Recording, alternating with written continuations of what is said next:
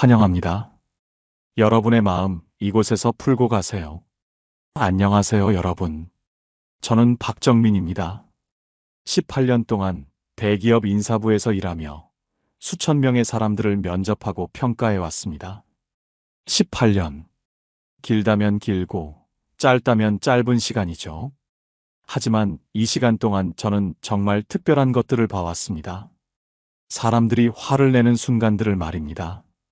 회의실에서, 복도에서, 심지어 사소한 일상에서까지 펼쳐지는 인간들의 진짜 모습들을 봤습니다.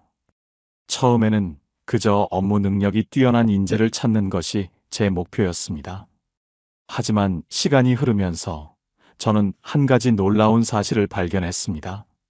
아무리 위선을 떨어도 화나는 순간에는 그 사람의 진짜 모습이 나온다. 오늘 여러분께 들려드릴 이야기는 단순한 감정 조절에 관한 것이 아닙니다. 18년간 수천 번의 화내는 순간을 지켜보며 깨달은 사람의 본성을 꿰뚫어보는 4가지 결정적 신호에 관한 이야기입니다. 이 신호들을 알게 되면 여러분의 인생이 달라집니다. 사람 보는 눈이 완전히 달라지죠. 지금부터 시작되는 이야기들 하나도 놓치지 마세요. 오늘 주제가 마음에 드신다면 구독과 좋아요 눌러주세요. 여러분의 마음을 안아주는 좋은 컨텐츠로 보답하겠습니다. 첫 번째 신호. 화났을 때 튀어나오는 진짜 언어. 제가 이 모든 것을 깨닫게 된 결정적인 순간이 있었습니다. 2019년 가을 한 프로젝트 회의에서 벌어진 일이었습니다. 중요한 발표를 앞두고 준비한 자료에서 데이터 오류가 발견됐습니다. 숫자 하나가 잘못 입력된 것이었죠. 그리 큰 실수는 아니었지만 그 순간 두 팀장의 반응이 극명하게 갈렸습니다. 김 팀장은 얼굴이 새빨갛게 달아오르며 이렇게 소리쳤습니다. 야, 이게 뭐야? 몇 번 확인하라고 했는데. 회의실 전체가 얼어붙었습니다. 김 팀장의 목소리는 점점 커졌습니다. 너 때문에 우리 팀이 망신당했어. 어떻게 책임질 거야? 심지어 들고 있던 펜을 책상에 내던지며 화를 냈습니다. 실수한 팀원은 얼굴이 새하얗게 변했고 다른 참석자들도 모두 불편한 기색이 역력했습니다. 같은 상황에서 이 팀장의 반응은 완전히 달랐습니다. 아, 실수가 있네요. 어디 부분인가요? 침착하게 상황을 파악했습니다. 그리고는 실수한 팀원에게 이렇게 말했습니다. 지금 바로 수정하면 되겠어요. 다음부터는 더 꼼꼼히 체크해 봅시다. 오히려 팀원을 격려하는 모습이었습니다. 그 순간 저는 깨달았습니다. 똑같은 문제 상황에서도 사람마다 완전히 다른 반응을 보인다는 것을요. 그리고 그 반응이야말로 그 사람의 진짜 성격을 보여주는 가장 확실한 신호라는 것을 말입니다. 심리학에서는 이를 감정 노출 효과라고 부릅니다. 스탠포드 대학의 연구에 따르면 사람은 강한 감정 상태일 때 평소 억제하던 진짜 성격이 드러난다고 합니다. 특히 화가 났을 때는 대뇌 피질의 통제력이 약해지면서 본능적인 반응이 나온다는 것이 여러 뇌과학 연구를 통해 밝혀졌습니다. 6개월 후 놀라운 일이 벌어졌습니다. 김 팀장의 팀원들은 하나둘씩 다른 부서로 옮겨갔습니다. 심지어 회사를 그만두는 사람도 있었습니다. 나중에 인사이동 사유를 확인해 보니 대부분 팀 분위기가 맞지 않는다. 업무 스트레스가 과도하다는 이유였습니다. 실제로는 김 팀장의 감정적인 반응 때문에 더 이상 그 팀에서 일하기 어려웠던 것이죠. 반면 이 팀장의 팀은 어떻게 됐을까요? 팀원들의 충성도가 높아져서 성과가 크게 향상됐습니다. 팀원들이 실수를 두려워하지 않고 적극적으로 아이디어를 제시하기 시작했거든요. 결국 그해 말 회사에서 최우수 팀으로 선정되기까지 했습니다. 화날 때 나오는 언어가 그 사람의 진짜 리더십을 보여준다는 걸 깨달은 순간이었습니다. 하버드 비즈니스 스쿨의 연구에서도 흥미로운 결과가 나왔습니다. 화가 났을 때 다른 사람을 비난하는 표현을 자주 쓰는 리더들은 팀 성과가 평균 32% 낮았습니다. 반면 문제 해결에 집중하는 표현을 쓰는 리더들은 팀 성과가 45% 높았다고 합니다. 18년간 관찰한 결과 사람들은 화날 때 크게 세 가지 유형으로 나뉜다는 것을 발견했습니다. 첫 번째 유형, 폭발형 인간. 이런 사람들은 화가 나면 참지 못합니다. 너 때문에 다 망쳤어. 책임져. 같은 비난의 언어를 쏟아냅니다. 목소리가 커지고 몸짓이 과격해지죠. 심지어 상대방의 인격까지 공격하기도 합니다. 이들의 목적은 문제 해결이 아니라 화풀이입니다. 2020년 여름, 정말 충격적인 장면을 목격했습니다. 한 부장이 신입사원의 보고서에 오타가 있다는 것을 발견하고는 사무실 전체가 들릴 정도로 소리를 질렀습니다. 이게 뭐야? 대학에서 뭘 배웠길래? 이런 걸 가져와. 신입사원이 얼굴이 새하얗게 변했지만 그 부장의 화는 더 커졌습니다.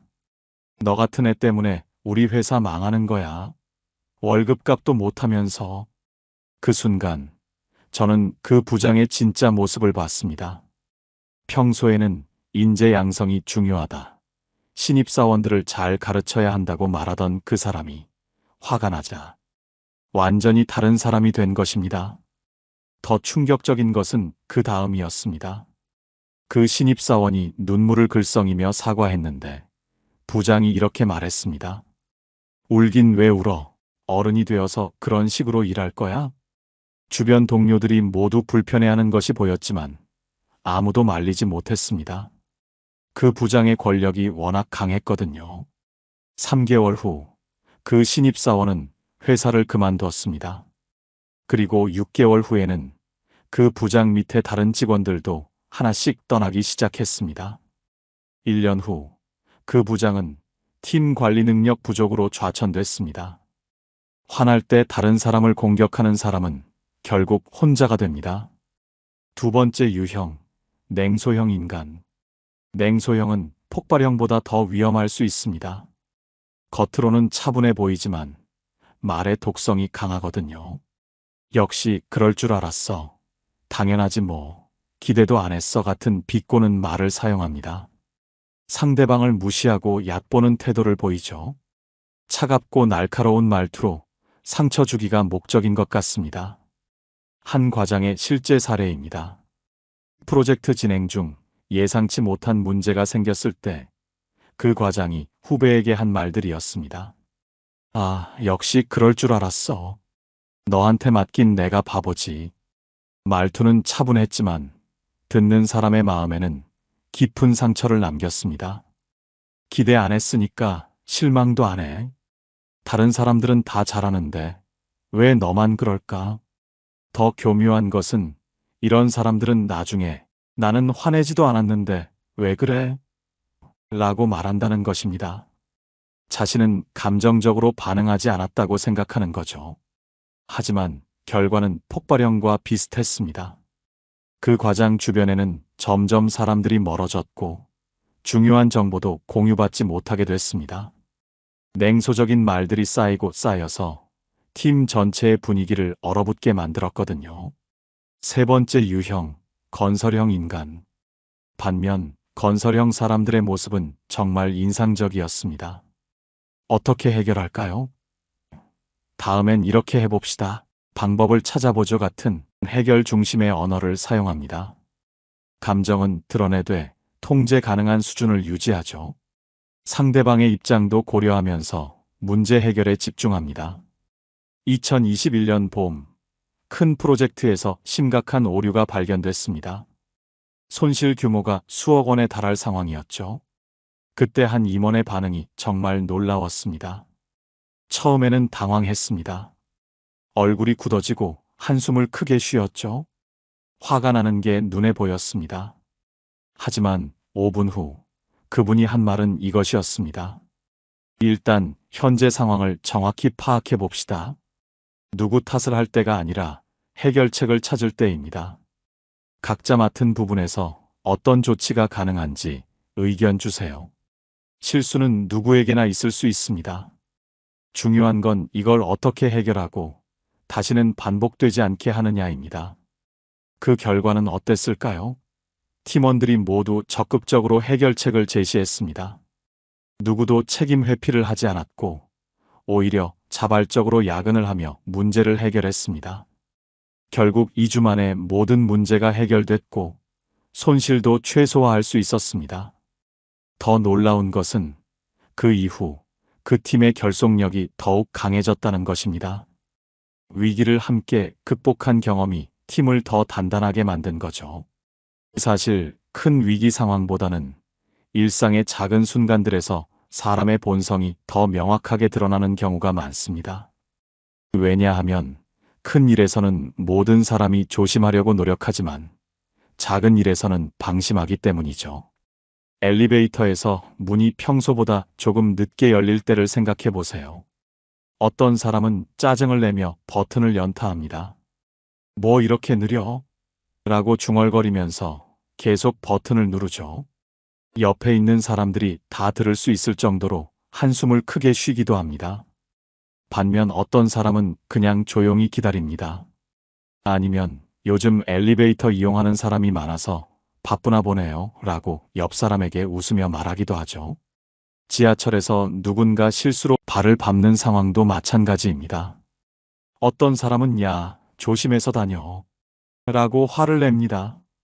밟은 사람이 사과해도 아, 진짜 라며 계속 불평하죠. 다른 사람은 괜찮습니다 라고 말하며 웃어넘깁니다. 심지어 사람이 많아서 어쩔 수 없죠. 저도 조심할게요 라고 오히려 상대방을 배려하기도 합니다. 식당에서 주문한 음식이 평소보다 늦게 나올 때도 그렇습니다. 어떤 손님은 직원을 불러서 주문한 지 얼마나 됐는데 아직도 안 나와? 라고 따집니다. 직원이 곧 나올 예정입니다 라고 해도 예정이 아니라 정확히 몇 분 후에 나와 라며 계속 압박하죠. 반면 어떤 손님은 바쁘실 텐데 천천히 해주세요. 맛있게 해주시는 것만으로도 감사해요 라고 말합니다.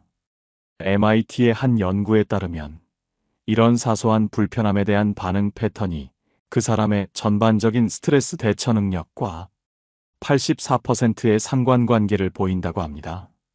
즉, 작은 일에 화를 잘 내는 사람은 큰 일에서도 감정 조절이 어렵다는 뜻입니다. 두 번째 신호. 위기 상황에서 드러나는 진짜 인격. 2020년 코로나가 시작됐을 때 저는 사람들의 또 다른 면을 보게 됐습니다. 갑작스러운 위기 앞에서 사람들의 본성이 적나라하게 드러났거든요. 어떤 사람들은 자기만 살겠다는 반응을 보였습니다. 한 팀장은 재택근무 지시가 내려지자 자신만 먼저 집으로 가면서 팀원들에게는 너희는 좀 더 있다가 가라고 했습니다. 마스크가 부족할 때도 자신 거만 챙기고 팀원들은 신경 쓰지 않았죠. 심지어 나는 나이가 있으니까 조심해야 한다라며 모든 위험한 업무를 후배들에게 떠넘겼습니다. 반면 어떤 부장은 완전히 달랐습니다. 재택근무 준비를 할 때도 팀원들 것부터 먼저 챙겨줬습니다. 본인은 맨 마지막에 퇴근했죠. 마스크를 구해와서는 팀원들에게 먼저 나눠주고 본인은 첫 마스크를 썼습니다. 우리 모두 건강해야 일할 수 있으니까 서로 잘 챙기자라는 말을 자주 했습니다. UCLA의 연구에 따르면 사람들은 위기 상황에서 크게 두 가지 반응을 보입니다. 하나는 파이트 오 플라이트, 투쟁 또는 도피로 자기 보호에만 집중하는 것이고 다른 하나는 텐드 언드 비프렌드, 돌봄과 친밀로 집단의 생존을 고려하는 것입니다. 첫 번째 반응을 보이는 사람들은 평상시에도 이기적인 성향이 강하고 두 번째 반응을 보이는 사람들은 평상시에도 협력적인 성향이 강하다는 것이 여러 연구를 통해 확인됐습니다. 위기 상황에서는 사람들이 가면을 벗게 됩니다. 평소에는 팀워크가 중요하다, 함께 성장하자라고 말하던 사람들의 진짜 모습이 드러나는 거죠. 위기 때 드러나는 세 가지 인간형이 있습니다. 먼저 기회주의자형인데요. 위기를 자신의 기회로 활용하려는 사람들입니다. 코로나 초기에 한 과장이 보인 행동이 정말 충격적이었습니다.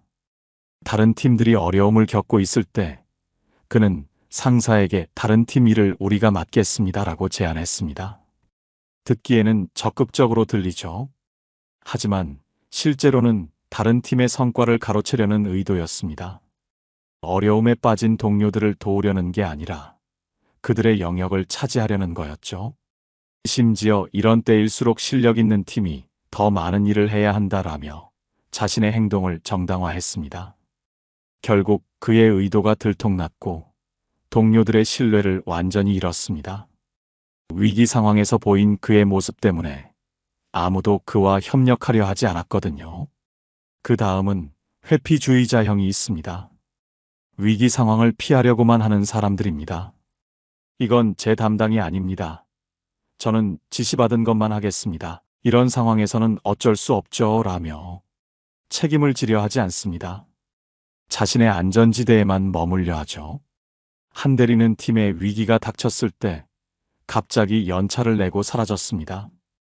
개인적인 급한 일이 생겼다는 이유였지만 나중에 보니 그냥 도망간 거였습니다.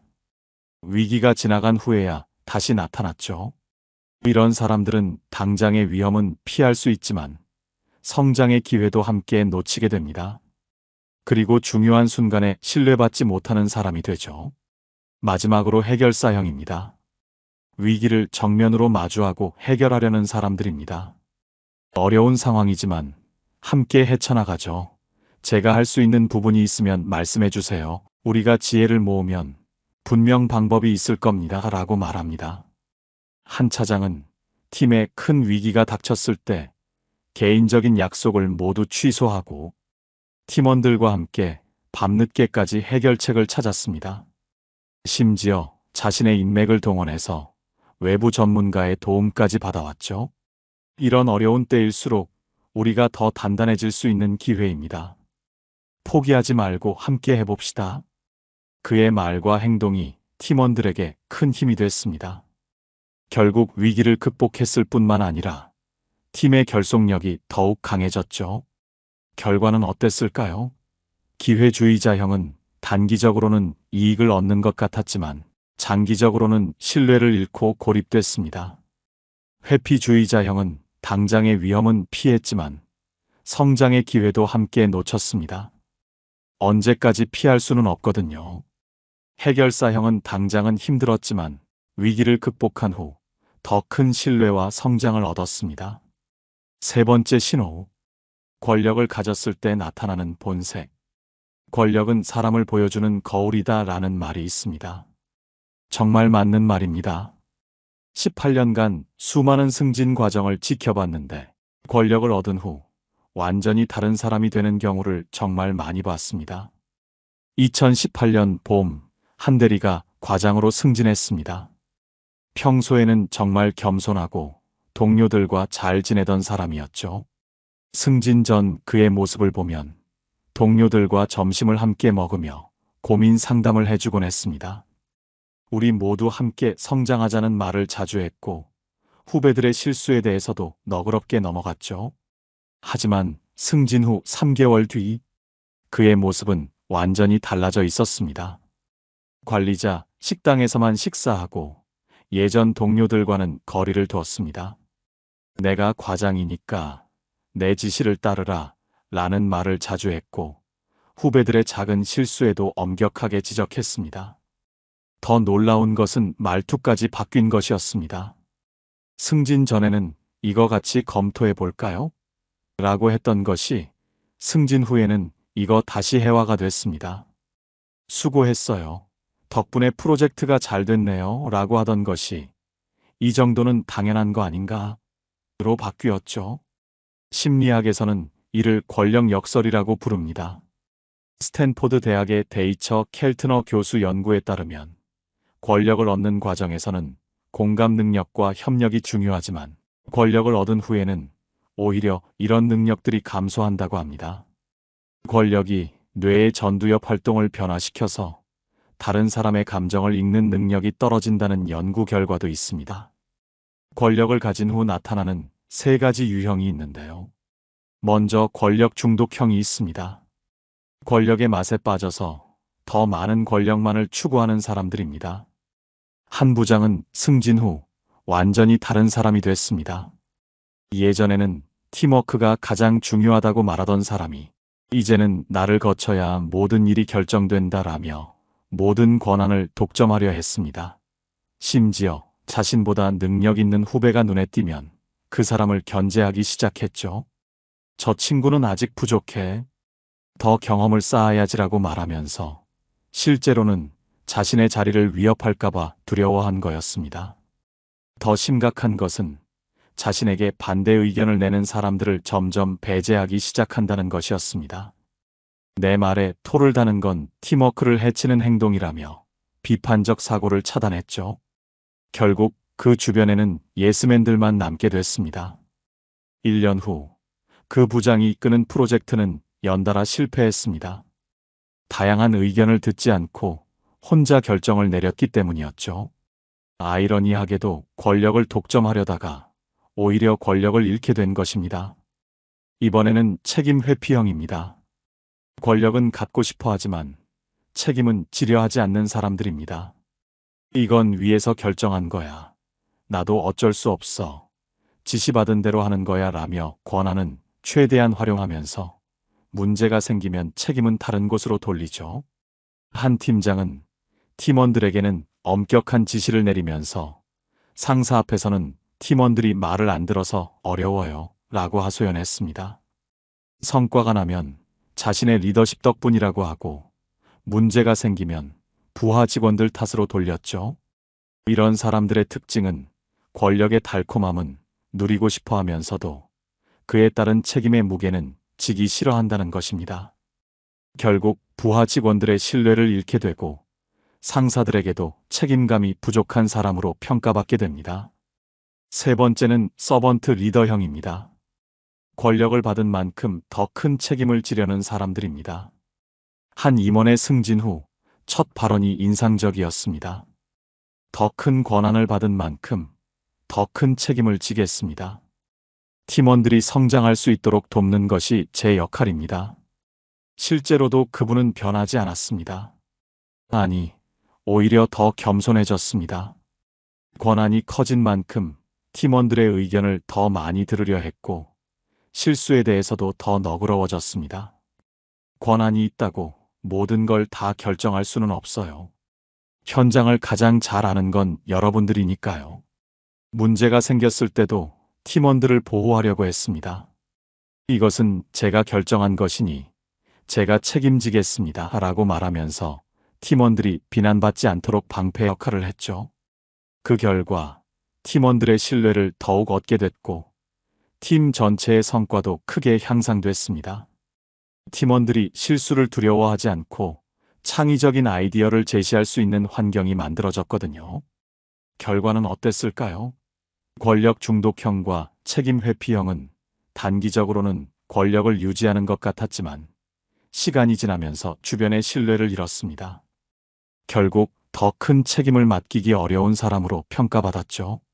서번트 리더형은 오히려 더 큰 신뢰를 얻었고 더 높은 자리로 승진하는 경우가 많았습니다.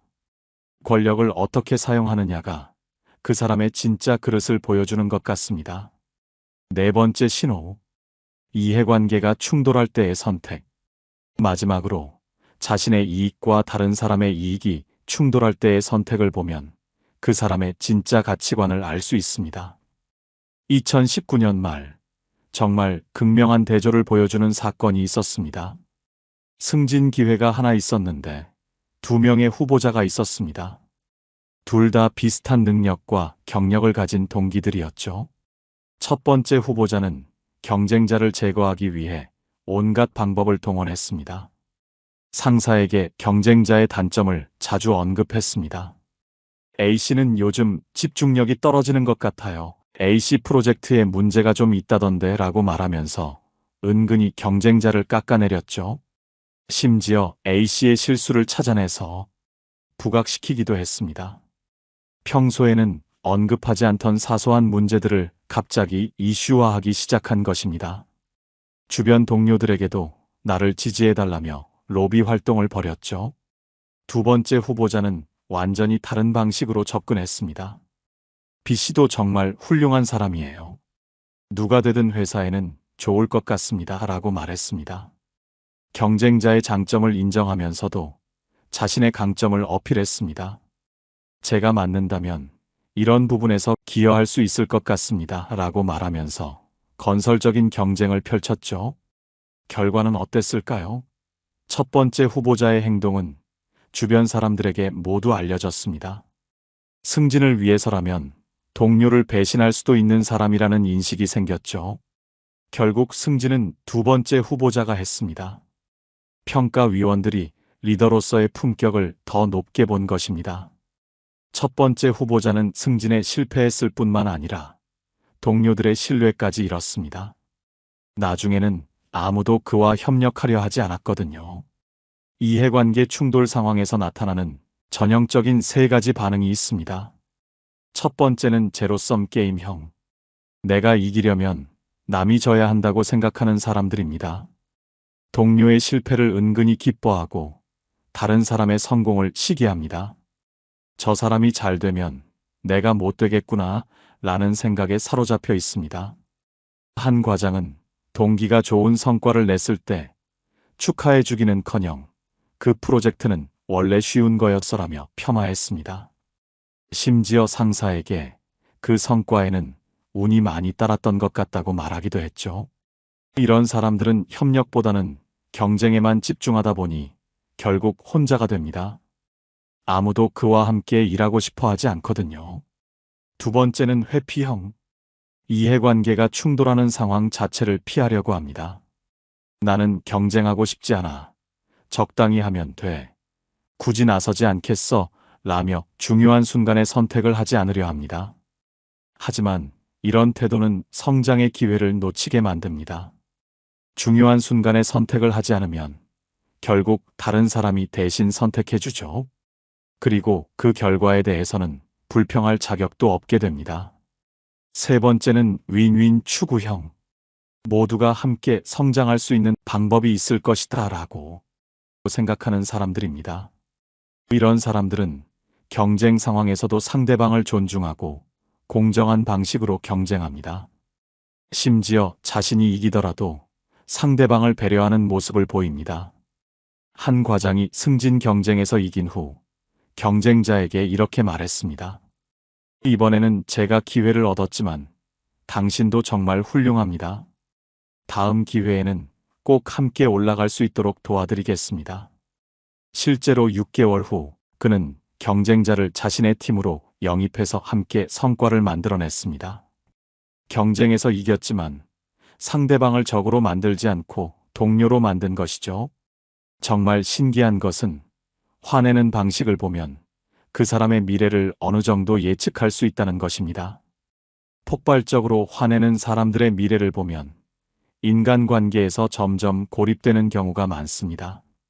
스트레스성 질병에 걸릴 확률도 높고 중요한 순간에 판단력을 잃어 실수를 반복하죠. 리더십 역할에서 실패할 가능성도 높습니다. 실제로 하버드 의대의 30년 추적 연구에서 화를 자주 폭발시키는 사람들이 심장병에 걸릴 확률이 3배 높다는 결과가 나왔습니다. 스트레스 호르몬이 지속적으로 분비되면서 혈압이 올라가고 혈관에 손상을 주기 때문이죠. 냉소적으로 반응하는 사람들의 미래도 밝지 않습니다. 깊은 인간관계 형성에 어려움을 겪고 우울증이나 불안증에 걸릴 위험이 높습니다. 기회가 와도 부정적으로 해석해서 놓치는 경우가 많고 나이가 들수록 더 외로워집니다. 반면 건설적으로 대응하는 사람들의 미래는 어떨까요? 안정적이고 깊은 인간관계를 유지하고 위기 상황에서 리더로 인정받습니다. 스트레스 관리 능력이 뛰어나 건강하고 나이가 들어도 주변에 사람이 많습니다. 여러분은 어떤 미래를 원하시나요? 정말 성공한 사람들을 관찰해보면 화를 다루는 특별한 방법이 있습니다. 1단계는 감정인식입니다. 아, 지금 내가 화가 나고 있구나 라고 자신의 감정을 객관적으로 바라봅니다. 2단계는 잠시 멈춤입니다. 잠깐 감정적으로 반응하기 전에 생각해보자. 라고 마음속으로 말하면서 행동을 멈춥니다. 3단계는 원인 분석입니다. 왜 화가 날까? 무엇 때문일까? 라고 화의 근본 원인을 찾습니다. 4단계는 목적 설정입니다. 내가 원하는 결과는 무엇인가? 라고 자문하며 감정 표출이 아닌 문제 해결에 집중합니다. 5단계는 건설적 표현입니다. 이 상황을 어떻게 개선할 수 있을까? 라고 생각하며 해결책을 제시합니다. 한 CEO가 들려준 실제 사례입니다. 중요한 프레젠테이션에서 직원이 큰 실수를 했을 때 그 CEO는 1분간 조용히 있었습니다. 감정을 정리하는 시간이었죠. 그리고 이렇게 말했습니다. 지금 상황이 어렵긴 하지만 우리가 할 수 있는 최선을 다해 봅시다. 실수는 이미 일어났으니 이제 어떻게 만회할지 생각해 봅시다. 그 결과 팀원들이 더욱 적극적으로 문제 해결에 나섰고 결국 프레젠테이션을 성공적으로 마칠 수 있었습니다. 만약 그 CEO가 화를 냈다면 팀원들은 위축되고 문제는 더 커졌을 것입니다. 정말 극명한 차이를 보여주는 두 사람의 이야기를 들려드리겠습니다. A씨는 능력이 뛰어난 사람이었습니다. 업무 처리 속도도 빠르고 전문성도 높았죠. 하지만 작은 일에도 금방 화를 냈습니다. 이런 것도 못해? 몇 번 말해야 알아들어? 답답해서 못 살겠네. 라는 말을 자주 했습니다. 처음에는 열정적인 사람으로 보였습니다. 하지만 시간이 지나면서 문제가 드러났죠. 팀원들이 A씨와 일하는 것을 피하기 시작했습니다. 실수했을 때 혼날까봐 두려워서였습니다. 중요한 정보도 A씨에게는 늦게 전달됐습니다. 또 화낼까봐라는 이유로요. 회의에서도 아무도 A씨 앞에서는 자유롭게 의견을 내지 못했습니다. 결국 A씨는 능력이 뛰어남에도 불구하고 5년째 같은 자리에 있습니다. 승진해서 계속 밀렸거든요. 이유는 협업 능력 부족이었습니다.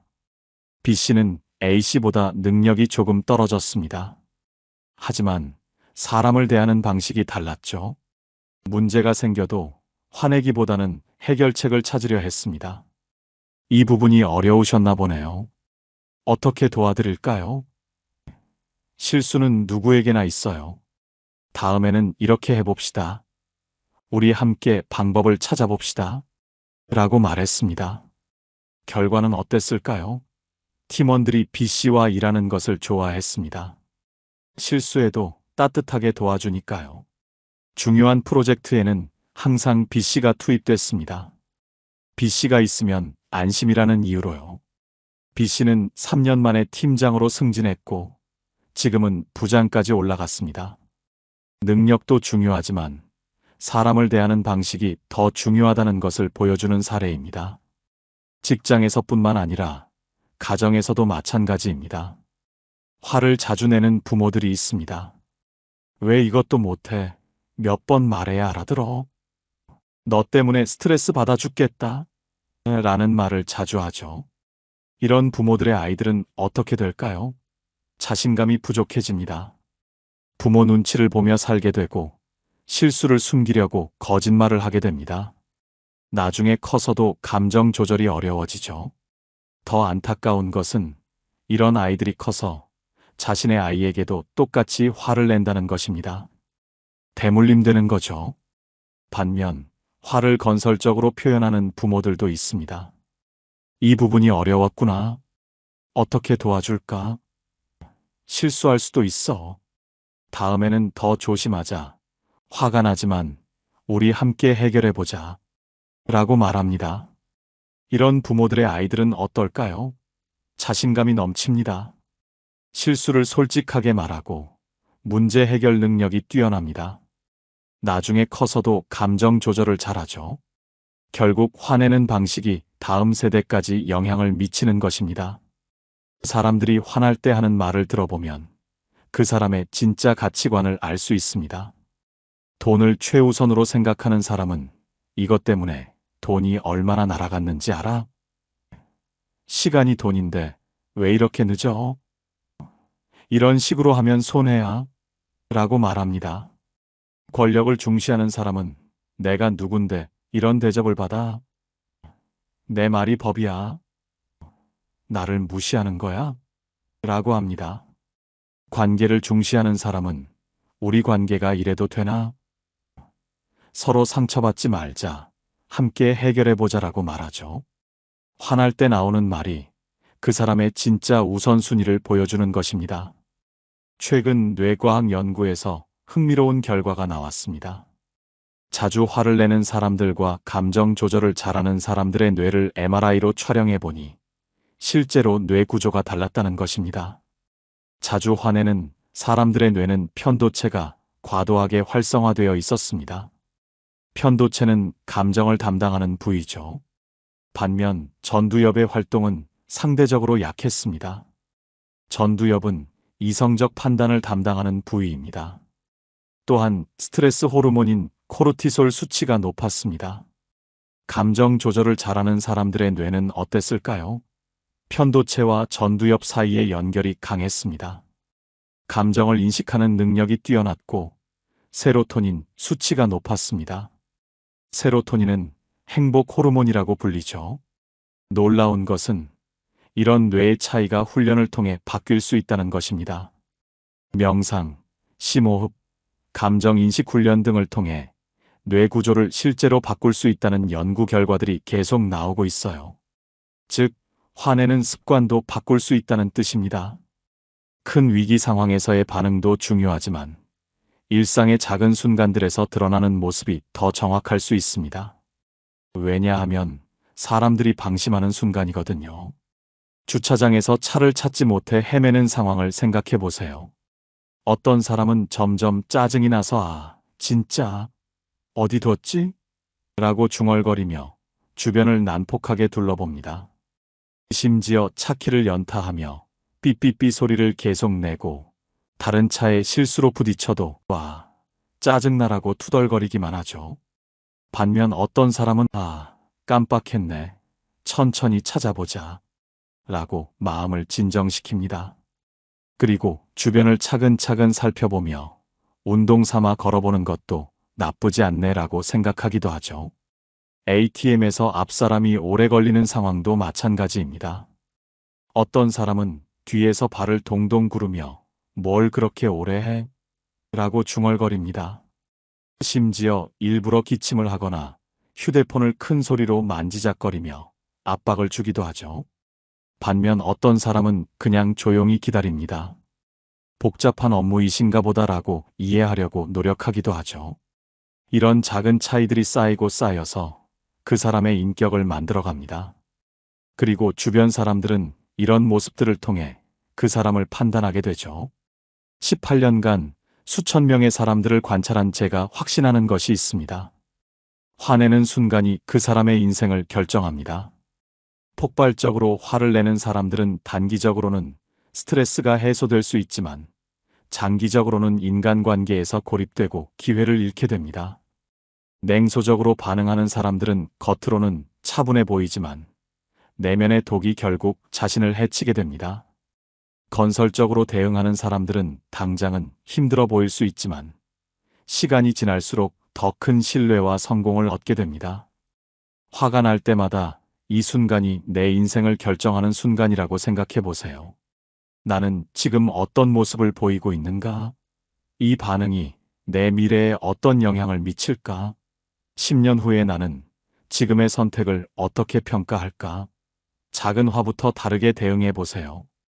엘리베이터가 늦을 때, 커피가 늦게 나올 때, 누군가 실수했을 때, 이런 작은 순간들의 변화가 여러분의 인생을 완전히 바꿔놓을 것입니다. 그렇다면 구체적으로 어떻게 화를 조절할 수 있을까요? 성공한 사람들이 실제로 사용하는 방법들을 소개해드리겠습니다. 첫 번째 가장 강력한 방법인데요. 바로 6초 룰입니다. 뇌과학자들이 발견한 놀라운 사실이 있습니다. 화가 나는 순간부터 6초만 참으면 감정의 강도가 현저히 떨어진다는 것입니다. 화가 날 때 분비되는 아드레날린이 6초 후부터 감소하기 시작하기 때문이죠. 한 임원은 이 방법을 이렇게 활용했습니다. 화가 나면 마음속으로 천천히 하나, 둘, 셋, 넷, 다섯, 여섯을 세었습니다. 그리고 나서 입을 열었죠. 처음에는 어색했지만 연습하다 보니 자연스러워졌다고 합니다. 정말 신기해요. 6초만 기다리면 같은 상황인데도 완전히 다른 반응이 나와요. 화를 내려던 말이 어떻게 해결할까요? 로 바뀌더라고요. 두 번째는 호흡 조절법입니다. 화가 나면 호흡이 짧아집니다. 심장 박동도 빨라지죠. 이때 의식적으로 호흡을 깊고 천천히 하면 감정이 안정됩니다. 478 호흡법이 특히 효과적입니다.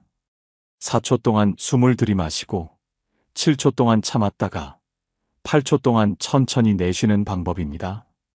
한 팀장은 회의 중에 화가 날 때마다 이 방법을 사용했습니다. 잠깐 생각 좀 해보겠습니다 라고 말하고 호흡을 조절했죠. 팀원들은 그가 신중하게 생각하는 것으로 받아들였습니다. 세 번째는 관점 바꾸기입니다. 화가 나는 상황을 다른 관점에서 바라보는 연습도 도움이 됩니다. 이 사람이 왜 이렇게 했을까? 어떤 상황이었을까? 내가 저 입장이었다면? 이라고 생각해 보는 거죠. 한 부장은 직원이 실수했을 때 이렇게 생각했습니다. 아, 이 친구가 요즘 야근을 많이 해서 피곤했겠구나. 집중력이 떨어질 만도 하지. 그러니까 화보다는 걱정이 먼저 들었다고 합니다. 네 번째는 감정 라벨링. 자신의 감정에 정확한 이름을 붙이는 것도 도움이 됩니다. 나는 지금 화가 난다가 아니라 나는 지금 실망스럽다. 나는 지금 당황스럽다. 나는 지금 걱정된다처럼 구체적으로 표현하는 거죠. UCLA의 연구에 따르면 감정에 정확한 라벨을 붙이면 편도체의 활동이 감소한다고 합니다. 감정을 언어로 표현하는 순간 전두엽이 활성화되면서 이성적 판단이 가능해지는 거죠. 정말 극적인 변화를 보여준 사례들을 소개해드리겠습니다. 김 과장은 화내기로 유명한 사람이었습니다. 작은 일에도 폭발하고 직원들을 다그치곤 했죠. 그런데 어느 날 건강검진에서 고혈압 진단을 받았습니다. 의사가 스트레스 관리를 하지 않으면 심각해질 수 있다고 경고했죠. 그때부터 김 과장은 변하기 시작했습니다. 화가 날 때마다 6초를 세고 심호흡을 했습니다. 처음에는 어색했지만 점점 익숙해졌죠. 6개월 후 놀라운 일이 일어났습니다. 혈압이 정상으로 돌아온 것입니다. 더 놀라운 것은 팀 분위기가 완전히 바뀐 것이었습니다. 직원들이 적극적으로 의견을 내기 시작했고 성과도 크게 향상됐습니다. 정말 신기해요. 제가 바뀌니까 모든 게 다 바뀌더라고요. 직원들 표정도 밝아졌고 회의 분위기도 활발해졌어요. 무엇보다 제가 스트레스를 덜 받게 됐어요. 이 부장은 냉소적인 반응으로 유명했습니다. 화를 내지는 않았지만 비꼬는 말을 자주 했죠. 역시 그럴 줄 알았어. 기대도 안 했으니까 같은 말들이었습니다. 그런데 아들이 고등학생이 되면서 문제가 생겼습니다. 아들이 아버지와 대화를 거부하기 시작한 것입니다. 상담사를 만나 이야기해보니 아들이 아빠는 항상 나를 믿지 않는 것 같다고 했다는 것입니다. 그제야 이 부장은 자신의 말투가 문제라는 것을 깨달았습니다. 직장에서의 냉소적인 태도가 집에서도 그대로 나타났던 것이죠. 변화는 의식적인 노력에서 시작됐습니다. 부정적인 말 대신 긍정적인 표현을 사용하려고 노력했습니다. 역시 그럴 줄 알았어 대신 다음에는 더 잘할 수 있을 거야 라고 말했죠. 1년 후 아들과의 관계가 회복됐습니다. 직장에서도 동료들이 이 부장을 다르게 보기 시작했습니다. 요즘 이 부장님이 달라지셨네요. 말씀이 따뜻해지셨어요. 라는 이야기를 들었습니다. 화 조절을 잘하게 되면 예상치 못한 좋은 일들이 생깁니다. 건강이 좋아집니다. 스트레스 호르몬인 코르티솔 분비가 줄어들면서 면역력이 강화됩니다. 혈압도 안정되고 심장 건강도 좋아지죠. 실제로 화 조절 훈련을 받은 사람들의 건강 지표가 크게 개선됐다는 연구 결과가 많습니다. 수면의 질이 향상됩니다. 화를 자주 내면 잠들기 어렵고 깊게 잠들지도 못합니다. 화났던 일들이 계속 머릿속을 맴돌기 때문이죠. 반면 감정 조절을 잘하면 마음이 평온해져서 숙면을 취할 수 있습니다. 창의력이 높아집니다. 화가 나면 시야가 좁아집니다. 문제 상황에만 집중하게 되죠. 반면 차분할 때는 다양한 관점에서 사고할 수 있습니다.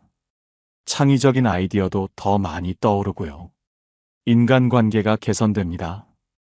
당연한 이야기지만 화를 잘 조절하는 사람 주변에는 사람들이 모입니다. 함께 있으면 편하니까요. 중요한 정보도 더 많이 들을 수 있고 도움도 많이 받을 수 있습니다.